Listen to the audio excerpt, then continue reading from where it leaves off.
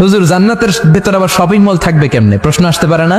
সহিহ মুসলিমের বর্ণনা, ইন্না ফিল জান্নাতি লাসুকান, জান্নাতের ভেতরে বিশাল এক শপিং মল থাকবে। এটা বোধহয় আমাদের বসুন্ধরা শপিং কমপ্লেক্সের মতো হবে, যমুনা ফিউচার পার্ক।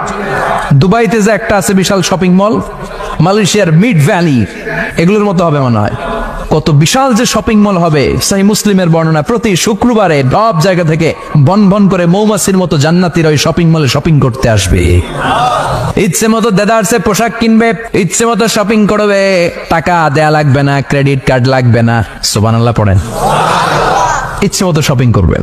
দুনিয়াতে একটু কষ্ট করে হালাল উপার্জন করে খেয়ে যান। আল কানাআতু মিনাল ইসলাম, অল্পে খেয়ে তুষ্ট থাকার, আল্লাহ শুকরিয়া করা, এটার নামই ইসলাম।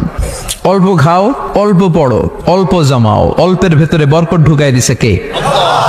অনেকে দেখবেন অনেক খাই খাই নাই নাই করে, এটা যাদের স্বভাব তাদের কখনো বরকত হয় না। অল্প খাবেন, অল্প পড়বেন, আর হালালের সাথে সম্পর্ক করবেন।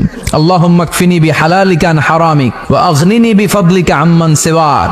বিষ্ণুনবী দোয়া করতেন, আল্লাহ হালালকে আমার জন্য যথেষ্ট করেন, হারাম থেকে আমারে বাঁচিয়ে রাখেন। পড়েন আমিন। হালাল অল্প হলেও হালালে বরকত আছে না নাই?